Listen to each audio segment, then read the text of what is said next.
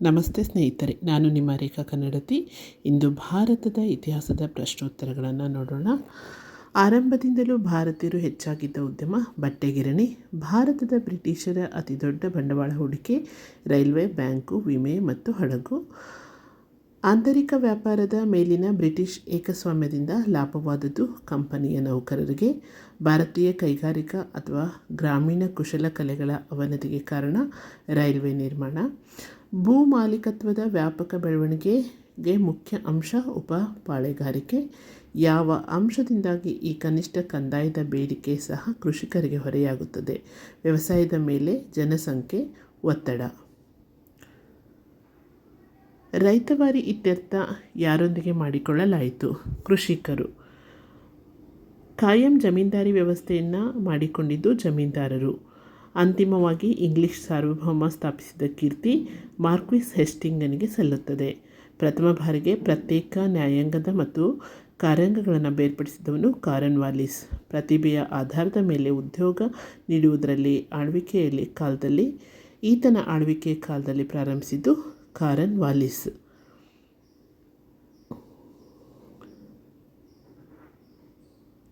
ಎರಡನೆಯ ಆಂಗ್ಲೋ ಸಿಖ್ ಯುದ್ಧದಲ್ಲಿ ನಡೆದ ಕದನ ತುಪಾಕಿಗಳ ಕದನ ಎಂದು ಕರೆದಿರುವರು. ಇದು ಗುಜರಾತ್ ಕದನ.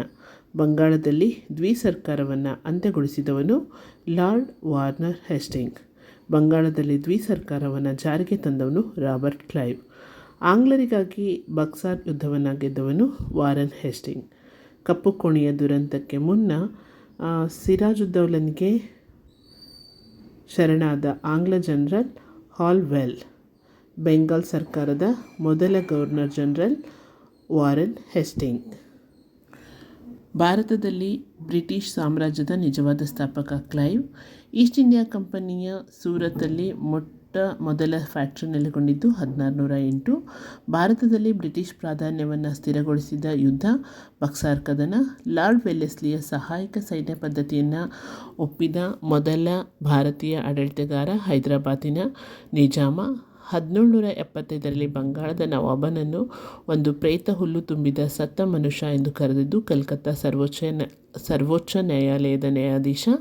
ಚಾರಿತ್ರಿಕವಾಗಿ ಪ್ಲಾಸಿ ಕದನ ಏಕೆ ಮಹತ್ವದ್ದಾಗಿದೆ? ಅದು ಬಂಗಾಳದ ನಂತರ ಇಡೀ ಭಾರತದ ಆಕ್ರಮಣಕ್ಕೆ ನಾಂದಿಯಾಯಿತು. ಈಸ್ಟ್ ಇಂಡಿಯಾ ಕಂಪನಿಯ ಮೂಲ ಉದ್ದೇಶ ವ್ಯಾಪಾರ. ಹೈದರಾಬಾದ್ ಸಂಸ್ಥಾನವನ್ನು ಸ್ಥಾಪಿಸಿದವನು ಚಿನ್ ಕುಲಿಚ್ ಖಾನ್. ಎರಡನೆಯ ಆಂಗ್ಲೋ ಸಿಖ್ ಯುದ್ಧದ ನಿರ್ಣಾಯಕ ಕಾಳಗವು ಗುಜರಾತ್ನಲ್ಲಿ ನಡೆಯಿತು. ಹೈದರಾಬಾದಿನ ಅರಸ್ ನಿಜಾಮ್ ಅಲಿಗೂ ಇಂಗ್ಲಿಷರ ನಡುವೆ ಕಲಹಕ್ಕೆ ಕಾರಣವಾಗಿದ್ದು ಕರ್ನಾಟಕ. ಟಿಪ್ಪು ಸುಲ್ತಾನ್ ಜಾರಿಗೆಗೊಳಿಸದೇ ಹೋದ ಸಾಮಾಜಿಕ ಸುಧಾರಣೆ ಬಾಲ್ಯ ವಿವಾಹ ನಿಷೇಧ. ಮೊದಲನೇ ಮೈಸೂರು ಯುದ್ಧವನ್ನು ಅಂತಿಮವಾಗಿ ಗೆದ್ದವರು ಹೈದರ್ ಅಲಿ. ಭರತ್ಪುರದ ಜಾಟ್ ರಾಜ್ಯವನ್ನು ಕಟ್ಟಿದವನು ಚುರ್ಮಾನ್ ಮತ್ತು ಭಾವ್ಸಿಂಗ್. 18ನೇ ಶತಮಾನದ ಪ್ರಮುಖ ರಾಜನೀತಿಯ ರಾಜ ಮಾರ್ತಾಂಡವರ್ಮನ ಕಾಲದಲ್ಲಿ ಪ್ರಾಮುಖ್ಯತೆ ಪಡೆದ ಕೇರಳದ ರಾಜ್ಯ ತಿರುವಾಂಕೂರು.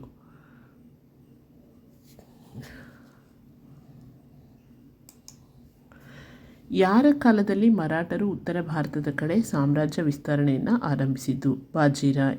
ಮೂರನೆಯ ಪಾಣಿಪತ್ ಕದನದ ಪರಿಣಾಮವೆಂದರೆ ಉತ್ತರ ಭಾರತದಿಂದ ಮರಾಠರನ್ನು ಉಚ್ಚಾಟಿಸಲಾಯಿತು.